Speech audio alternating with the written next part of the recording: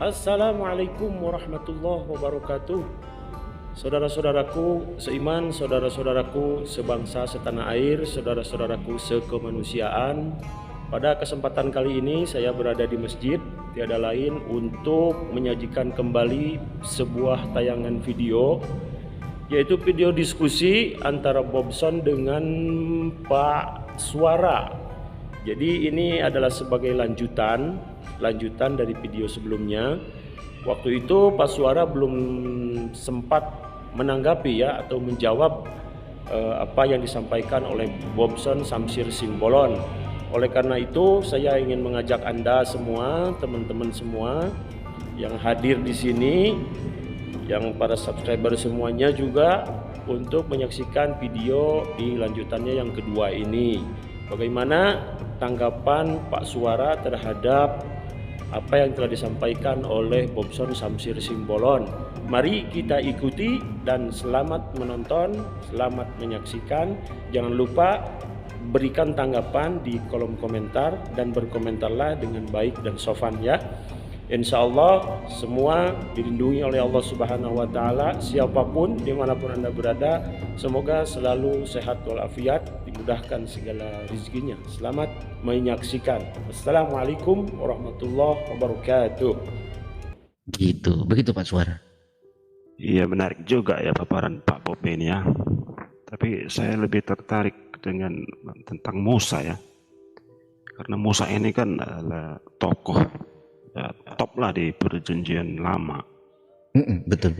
Iya, tapi kalau dilihat ya secara penyampaian Bible ini menarasikan Musa itu ya, sejak pertemuan pertamanya dengan Elohim, itu sudah terlihat bahwa Musa itu kurang percaya diri. Ya, pertemuan pertama yang dikisahkan dengan semak terbakar itu, kan dia kan menyimpang ke sana. Ya, oleh Elohim itu dikatakan itu tanah kudus dan tidak boleh si Musa menginjak, dan Musa menutup matanya. Jadi itu artinya ya Musa berarti ada sesuatu yang kurang ya. Dari penyebutan bahwa tanah kudus itu tidak boleh diinjak si Musa, berarti si Musa tidak layak. Nah, si Musa malah meresponnya dengan menutup mata. Artinya si Musa tidak sepenuhnya mengenal Elohim. Yang kedua adalah ketika Elohim itu ingin mengutus Musa sebagai untuk memimpin umat Israel keluar dari Mesir, Musa tidak mau. Musa tidak mau.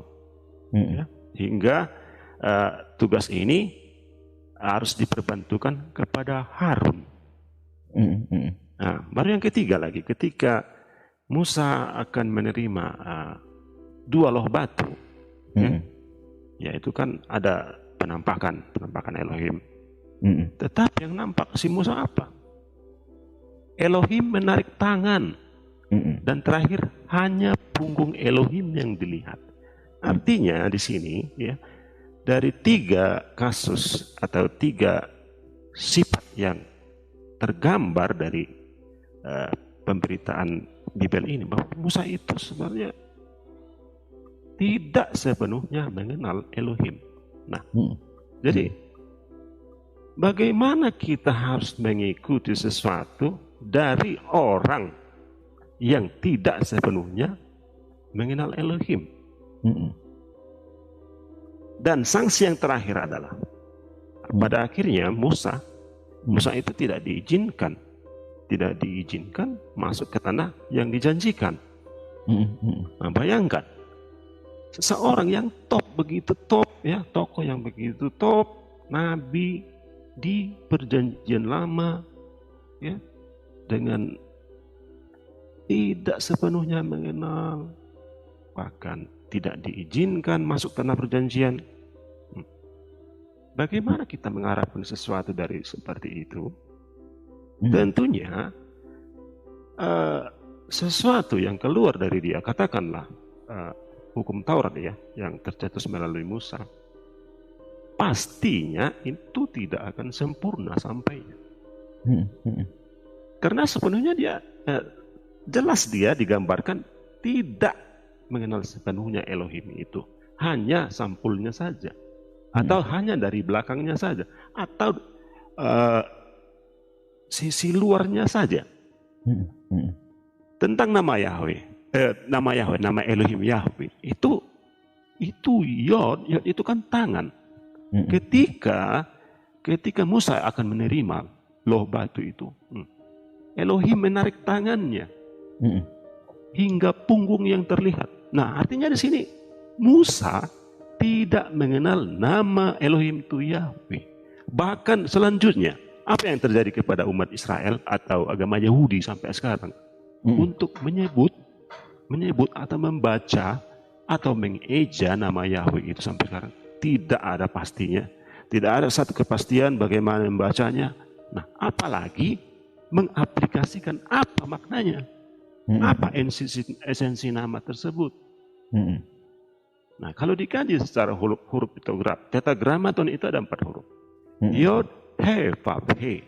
Ya, kalau secara piktograf yang saya baca di situs Ancient Hebrew Research Center, Yod itu tangan, He lihat, Vav itu bisa paku, pasak atau gantungan, dan kemudian He. Nah, kalau kita urutkan, lihat tangan yang tergantung atau terpasak atau terpaku. Nah, itu kepada Yesus malahnya. Kita diajak kepada Yesus itu. Nah, apa kata Yesus selanjutnya yang datang pada perjanjian baru? Ya hanya dia yang mengenal. Hanya dia satu-satunya yang mengenal Bapa itu. Yahweh itu. Nah, jadi maksud artinya adalah bahwa nabi-nabi di perjanjian lama ya sudah jelas dengan pernyataan Yesus seperti itu bahwa hanya dia yang mengenal Bapa, berarti yang lain hanya mengenal sekilas atau sepenggal atau apalah, yang pokoknya tidak sepenuhnya. Jadi makanya tadi saya kurang sependapat jika Pak Bob itu lebih fokus kepada perjanjian lama, padahal orang perjanjian lama, makanya saya contohkan tadi, sesuai dengan pemberitaan Bibel bahwa Musa itu tidak sepenuhnya mengenal Yahweh, bahkan terkesan ngeyel ketika akan diutus, dan sanksinya pun ada, jelas bahwa Musa tidak diperkenankan masuk ke tanah perjanjian. Oke. Ya. Nah, jadi ya dari pemaparan Pak Suara tadi ya muncul pandangan seperti itu. Ya silakan, pandangan seperti itu kan begitu. Tetapi seperti apapun kita, seperti apapun yang kita katakan tentang Musa seperti ragu-ragu, Musa seperti tidak mengenal, tidak begitu mengenal, atau hanya mengenal kulitnya atau apalah yang kita katakan itu. Tetapi pada faktanya, pada kebenarannya, Allah memilih Musa untuk menurunkan hukum Taurat. Itu ya, itu benar. Tidak ada satupun orang yang bisa membantah itu.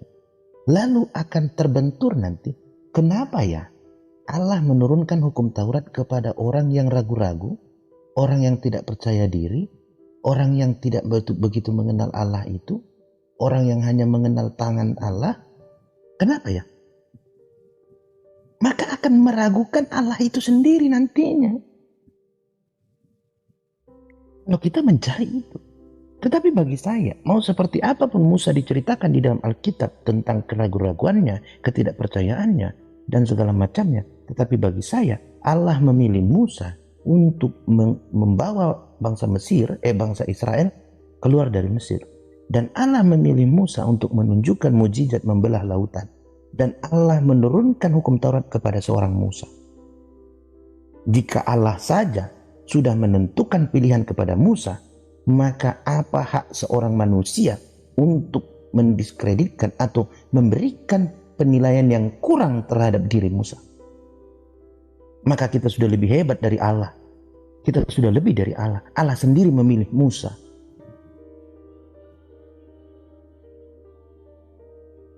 Jika penilaian Allah tentang Musa sama seperti penilaian kita manusia, mungkinkah hukum Taurat diturunkan kepada Musa melalui Musa? Mungkinkah Musa diberikan kesempatan untuk menunjukkan mukjizat Tuhan membela lautan? Tidak. Kita bisa mengomentari tentang perilaku Musa. Boleh, silakan. Tetapi kita tidak punya hak untuk mengintervensi seperti apa Musa di hadapan Tuhan. Seperti apa Musa di hadapan Allah. Yang sudah kita terima hukum Taurat hari ini, itu diturunkan Allah melalui Musa. Apa kita dibanding seorang Musa yang dipilih Tuhan untuk jalan menurunkan hukum Taurat? Gitu loh. Itu Pak Suara. Tapi saya tidak mengatakan pandangan Pak Suara itu salah. Enggak. Saya hanya menyampaikan pandangan saya. Ya betul. Sama seperti kalau kita baca lagi Alkitab. Lalu Allah meminta kepada Abraham untuk menyembelih anaknya, ya. Loh, berarti ini Allah ini nggak maha tahu dong. Masa dia harus menguji Abraham? Tapi katanya Allah maha tahu. Ya? Harusnya dia tahu dong Abraham itu orang yang taat. Tapi dia harus uji tuh anaknya disembelih. Kan gitu kan? Kita kan berpikir begitu ya. Tapi ternyata Pak Suara, saya baru dapat jawabannya. Ya, seandainya Tuhan tidak meminta Abraham untuk menyembelih anaknya dan Abraham melakukan itu, melakukan semua yang diceritakan di dalam kitab Perjanjian Lama itu, maka kita tidak akan tahu seperti apa ketaatan manusia kepada Tuhan yang baik itu seperti apa. Seperti apa contoh taat kepada Tuhan itu kita nggak tahu.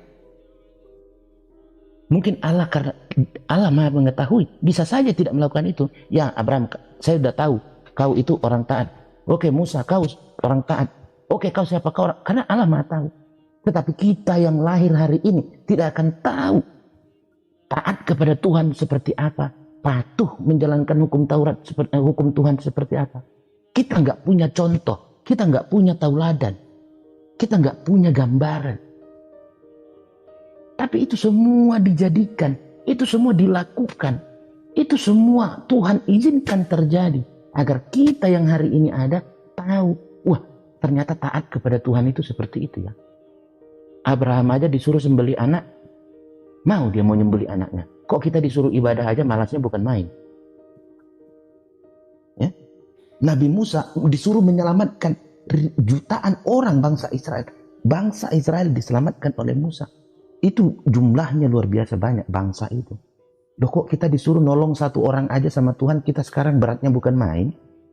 Nolong tetangga yang satu orang aja kita susahnya bukan main. Nabi Musa menyelamatkan satu bangsa, dia mau. Ternyata itu semua untuk mengajari kita melalui perilaku mereka, melalui perbuatan para nabi-nabi, para utusan. Gitu loh.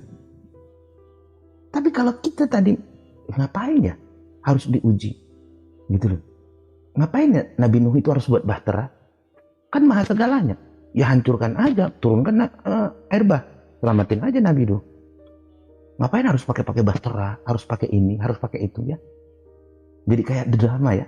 Kalau kita berpikiran semua itu hanya seperti tadi, penilaian kita. Tetapi kenapa itu semua bisa terjadi?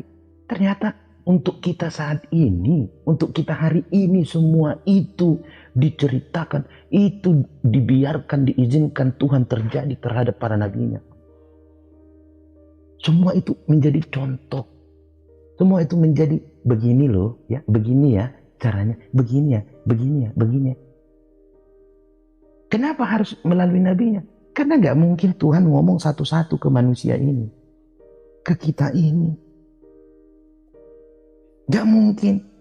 Coba Bang Suara bayangkan, penduduk Indonesia aja 20 juta. Masa Tuhan harus ngomong ke 20 juta orang? Gini ya, kau beribadah gini ya. Ini ya, kau harus patuh ya. Waduh kacau dong. Gitu. Sehingga kita menerima hari ini, menerima hukumnya, menerima peraturannya, menerima ajarannya, dan punya contoh tauladan. Nabi Abraham kita mentauladani apa? Kesolehannya. Nabi Ayub kesabarannya. Itu loh. Nabi Yusuf kesabarannya. Nabi Musa keberaniannya. Ya. Dia melawan Fir'aun yang tidak ada apa yang dibandingkan seorang Nabi Musa yang nggak ada apa-apanya. Tapi dia berani karena benar. Akhirnya apa? Tuhan selamatkan mereka satu bangsa. Oh, ternyata harus berani ya. Kalau kita berani melakukan yang benar, kita nggak akan kehilangan Tuhan. Tuhan pasti tolong, Tuhan pasti bantu ya gitu ya. Nah ini yang yang saya katakan tadi Bang Suara. Jadi teman-teman kita itu tadi seperti yang Pak Suara jelaskan tadi. Ya boleh kita berpikir begitu, tapi kembali lagi saya katakan, Tuhan saja sudah memilih Musa. Tuhan sudah menentukan pilihannya kepada Musa. Lah kok kita mengomentari manusia ya, mengomentari Musa yang sudah dipilih oleh Tuhan. Begitu Bang Suara, kalau pandangan dari saya. Pak, kalau masalah dari ya sisi Tuhan ya, memang Tuhan itu apa? Murah bagi siapapun, bahkan kepada orang yang jahat sekalipun. Nah, sekarang dari segi manusianya, kesadaran ini yang paling sulit, kesadaran tertinggi ini. Kita mundur lagi ke belakang tentang Adam lah. Adam ini adalah manusia pertama yang dibentuk langsung, diberi perintah langsung di Taman Eden. Baru ini loh, baru, ya. Itu dikisahkan itu di Kejadian 3 itu, ya ada semacam ya kalau kita teliti ya narasi di situ ya. Ada semacam disinformasi, miskomunikasi, ya, tidak bertanggung jawab, menyalahkan orang lain. Nah, padahal ini manusia pertama loh yang dibentuk dengan perintah. Dengan perintah jangan memakan. Begini ya biar jelas ya. Di Taman Eden itu ada 3 pohon. Pohon yang pertama adalah pohon yang baik ya untuk dimakan. Pohon yang kedua adalah pohon di tengah taman. Pohon yang ketiga adalah pohon pengetahuan yang baik dan yang jahat. Nah, selanjutnya di Kejadian 3 ada dikisahkan si ular ya berbicara kepada Hawa. Nah, pembicaranya seperti ini. Kata si ular, menurut Allah katanya semua tumbuh-tumbuhan di taman ini tidak boleh dimakan. Bukan tidak boleh dimakan, bukan. Nah, ini kalau dikaji, diselidiki kalimat ini bukan kalimat rayuan, ini bukan kalimat godaan, bahkan penekanannya adalah jangan, tidak boleh. Dan pertanyaan juga. Nah, apa ya respon si Hawa di situ? Ya si Hawa menjawab, boleh kecuali pohon di tengah taman. Nah, udah salah menjawab. Tadi yang dilarang adalah nomor 3, tetapi si Hawa memberitahu kepada ular nomor 2. Nah, selanjutnya, pohon manakah yang dimakan si Hawa? Ternyata pohon yang dimakan adalah nomor 1. Yang baik dilihat, yang menarik dan baik untuk dimakan, itu yang dimakan si Hawa. Artinya secara perintah Elohim tadi kepada Hawa tidak ada pelanggaran di situ. Karena yang dilarang adalah nomor 3 dan yang dimakan si Hawa adalah nomor 1. Tidak ada pelanggaran. Tetapi miskomunikasi, misinformasi lah yang terjadi. Ini kesadaran tidak ada kesadaran apa sebenarnya ini yang terjadi ini, ya. Nah, selanjutnya setelah dikonfirmasi oleh Elohim kepada si Adam, kenapa kau makan itu, Adam? Apa yang kau perbuat? Katanya. Seharusnya kalau kesadaran yang tinggi, ya saya tidak makan yang Tuhan larang. Saya memakan yang bisa dimakan, yaitu nomor 1. Tetapi si Adam tidak menjawab demikian. Si Adam malah mengalihkan, oh itu perempuan itu yang memberikan, katanya. Nah, selanjutnya si Hawa juga ditanya, kenapa? Nah, lalu si Hawa mempersalahkan lagi si ular. Ular itu yang memperdayakan aku. Sementara jelas tadi kalimat si ular tidak ada kalimat memperdaya atau merayu. Bahkan kalimatnya kalimat penekanannya jangan dimakan, dengan pertanyaan pula. Nah, artinya di sini kesadaran manusia itu memang sulit terbentuk, dan itu butuh proses yang panjang. Dan ini tidak mungkin langsung langsung diberikan oleh Tuhan kepada manusia kesadaran tinggi. Pernah kemarin ada pertanyaan yang cukup unik. Kenapa dalam penciptaan manusia tidak langsung saja dibuat manusia itu punya kesadaran tinggi agar tidak ada dosa, katanya. Nah, jadi jawabannya ya karena manusia itu butuh proses dari kesadaran sampai kesadaran tertinggi, dia mengenal Tuhannya dengan benar. Nah, nabi-nabi selanjutnya pun demikian juga, punya proses ya. Ya, seperti tadi Pak Bob menyinggung Ayub itu yang paling yang paling saleh di muka bumi, paling sabar. Ya, paling sabar lah pokoknya. Tetapi kalau diselidiki ternyata ada kesombongan di sana. Dia merasa perbuatannya itu ya baik, memberi makan janda, itu benar-benar dia itu dicatat dia dalam kehidupan dia. Nah, jadi artinya kesadaran dia itu belum. Nah, hingga akhirnya datanglah perjanjian baru, yaitu kesadaran tertinggi itu Tuhan Yesus itu, Pak. Gitu. Itu yang saya pahami ya, alurnya ya, dari perjanjian lama ke perjanjian baru, di mana perjanjian baru adalah puncak kesadaran tertingginya. Gitu, Pak Bob. Berarti kesadaran tertinggi untuk mengenal siapa sebenarnya yang maha tinggi itu. Ya. Berarti Abraham tidak punya kesadaran. Abraham itu kan terkenal dengan Hanif ya. Ada sesuatu yang maha tinggi loh. Apa itu ya? Tapi yang jelas bukan batu ini, yang jelas bukan sesembahan itu. Tapi ada loh, ada. Nah, seperti itu masih dia, si Abraham. Nah, Hanif.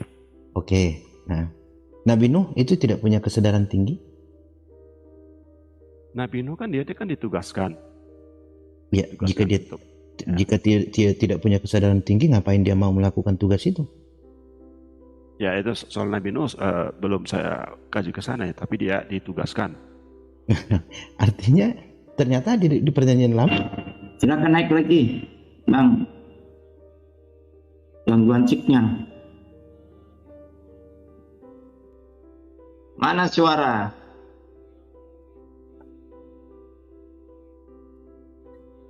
Suara belum muncul. Lanjut aja, Bang Bob. Tadi menjelaskan terkait dengan pertanyaan dari Bang siapa tadi? Iya. Suara. Sebenarnya kalau Pak Suara bilang patokannya kesadaran itu, disitulah kita harus melihat secara utuh perjanjian lama itu. Kita nggak bisa melihat satu-satu nabi saja. Tidak. Assalamualaikum. Lanjut. Waalaikumsalam. Nah, sebenarnya tadi saya mau masuk kepada apa yang dimaksud Pak Suara itu ya. Contoh ya. Saya katakan tadi, saya sepakat ketika apa yang diajarkan oleh Yesus itu tadi, ya. Nah, jika jika ditampar pipi kanan, maka berikan pipi kiri, begitu. Nah, tetapi kalau kita kembali lagi kepada 4 kitab itu, jika ditampar pipi kanan, berikan pipi kiri, apakah ada dipraktekkan atau dicontohkan oleh Yesus ketika ditampar pipi kanan beri pipi kiri itu seperti ini loh gitu? Nggak ada kan? Artinya apa? Di situ Yesus hanya mengajarkan teorinya saja. Teori yang diajarkan Yesus.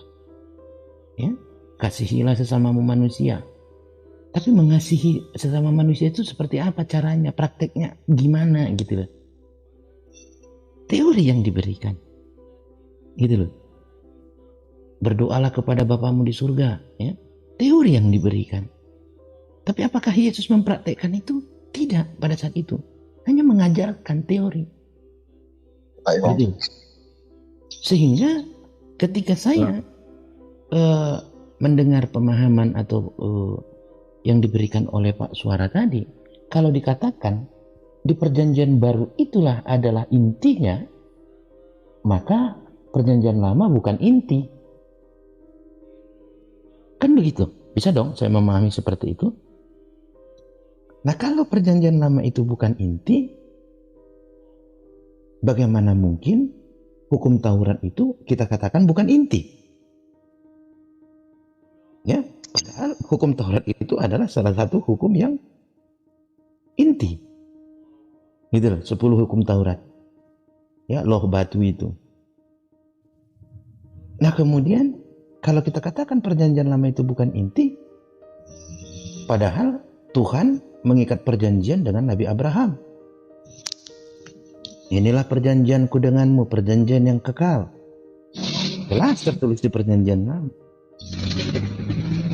Maka jika semua itu bukan inti,